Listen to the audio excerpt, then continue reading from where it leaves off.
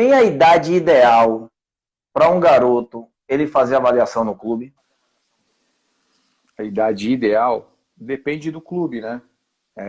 Tem clube que tem as suas categorias iniciais ali a partir da sub-10, por exemplo, que é o nosso caso aqui. Tem outros clubes que não. Eu acredito que não tem a idade ideal. Eu acho que tudo que vier com relação a uma avaliação, um teste no clube, é super bem-vindo, porque isso é uma experiência, né?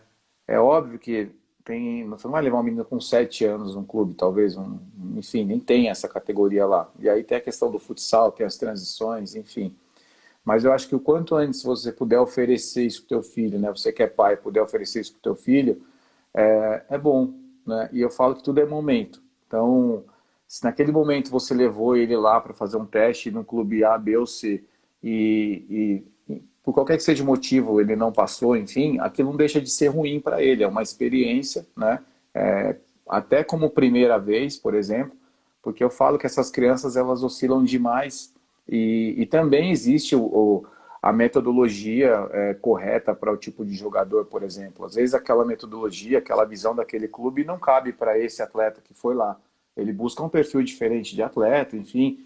Então, quanto mais você puder oferecer, né, vai ser muito bom. O menino vai criando uma, entre aspas, né, uma casca, enfim, vai entendendo como funciona aquele processo, que a gente fala que, às vezes, a gente recebe muita mensagem, né, que meu filho desponta muito, é muito bom e tal, mas ele é muito bom naquele cenário que ele está ali, está até despontando demais ali. E aí, quando a gente leva ele para dentro do clube, por exemplo, lá o sarrafo é muito mais alto, né? E aí ele chega ali, não é. Até o próprio pai reconhece, caramba, meu filho realmente não estava no nível que eu imaginava. Então é bom, né, quando você puder levar ele a partir, sei lá, dos 9, 10 anos, a idade que o clube aceitar lá, de primeira categoria, leva que vai ser bom. E se não deu certo na primeira, não é o fim do mundo não, porque vai dar na segunda, na terceira, na Exato. quarta e assim vai. Jordão, eu queria saber em relação à posição, cara. Muitos desses garotos, a primeira posição, ela é influenciada por aquele atleta que ela vê na televisão, que ela gosta, que ele gosta muito, né? Ou então pelo pai, ou por um amigo, ou pelo primeiro treinador, acaba sendo influenciado. Me diga aí, o jogador quando ele chega, vamos pensar com 11, 12 anos, ele precisa já ter uma posição definida, hoje, onde ele esteja, o ideal é que ele experimente. O treinador ele pode impor isso. Conta qual é a realidade desse sentido. E aí depois você já fala um pouco o seguinte, a importância das competições dentro da formação aí desses atletas. Tá. Pessoal, eu tô vendo aí, Wellington, tem muita gente mandando pergunta e acho que tá passando muita coisa aí. Pessoal, quem quiser Cara, se depois você vê... É isso. me manda no direct depois, pode mandar tudo aí. Manda aqui, manda lá também. Se a gente não falar aqui, a hora que acabar eu respondo vocês lá, tá bom? Pronto. Enfim, com relação à posição e à imposição, né? Como eu falei lá atrás, nessas idades menores não existe posição pré-definida. É óbvio que ele vai ter talvez uma predisposição a jogar melhor naquele determinado setor do campo. Não vou falar nem posição, tá? Naquele setor do campo. Isso eu estou falando para as idades menores, ali até os seus 13 anos mais ou menos, né? Mas quanto maior a diversidade, a gente acabou de falar de esportes aqui, né? Quanto maior a diversidade, né? Mais ele vai se tornar um atleta versátil, né? Então, nas posições, elas acabam sendo a mesma coisa. Então, quanto mais o menino vivenciar aquilo, é bom. É óbvio que a gente, quanto treinador, a gente não pode impor nada disso. Primeiro, porque a criança não vai estar feliz fazendo aquilo lá, vai querer fazer uma coisa que talvez seja nossa, por exemplo, e nem tanto da metodologia do clube, da escola de futebol, enfim, né? E não vai ser legal para ninguém. Ninguém vai ganhar com isso, né? Então, ter uma conversa, uma prévia conversa com a criança, com o adolescente é importante e explicar para ele o porquê daquilo. Não é só chegar e falar, não, hoje você vai jogar lá e acabou. E amanhã você vai jogar lá e acabou de novo. E amanhã depois.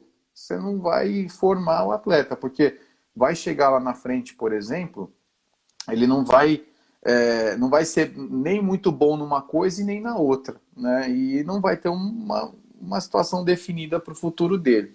Então não é legal quando isso acontece de forma imposta, né?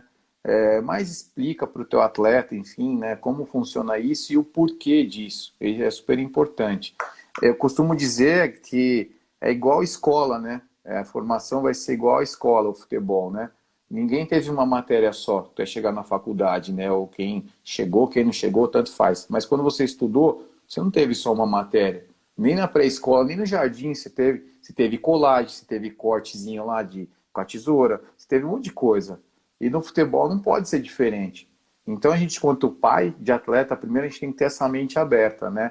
Para quando isso acontecer na vida do nosso filho, a gente encarar como um suporte para a evolução dele, para o desenvolvimento. E aí, levando tudo isso para a competição em si, a competição ela acaba sendo importante, sim, em vários aspectos, né?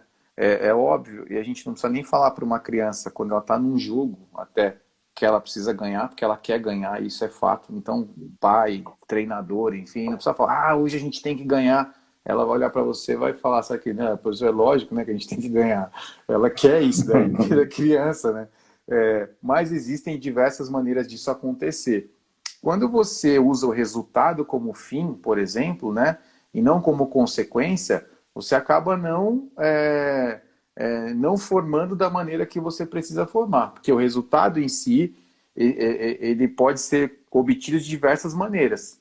Vamos falar do jogo, dar um chutão, uma equipe que só dá porrada na outra, uma equipe que joga fechadinha lá e sai no contra-ataque, e aí talvez você não esteja formando da maneira, não é que existe uma formação correta, né, uma verdade absoluta no estudo, mas talvez você não esteja dando liberdade para o teu jogador ser criativo, né, para fazer o que o jogo está pedindo para ele. Enfim, esse é um ponto. E a competição em si, ela traz diversidade cultural, né?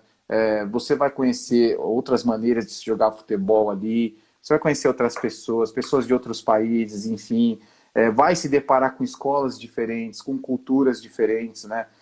Até mesmo no lugar que você vai estar e as pessoas que vão estar ali naquele meio. Então tudo é muito importante, né?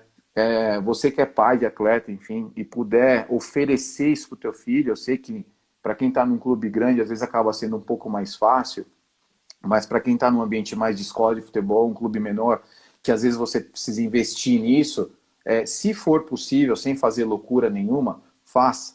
Faça porque é importante para ele, né? A criança vai evoluir muito, vai aprender muito com isso. Lembrando que o resultado ele não pode ser o final de tudo, ele tem que ser uma consequência de um processo. Então valoriza o processo, acredita no processo, que consequentemente o resultado vai vir. Qual o tamanho da perda técnica dos atletas por conta de toda essa situação que nós estamos vivendo, né? Nunca se existiu essa história de treinamento online durante tanto tempo como está existindo agora, né? Os garotos estão deixando de se encontrar, estão deixando de evoluir enquanto time, né? De jogar algumas competições. Estava quase engateando de reabrir tudo isso. Né? Em janeiro tivemos aí a GoPro e foi um evento bacana, a garotada ali feliz da vida. Daqui a pouquinho a gente vai falar sobre a GoPro.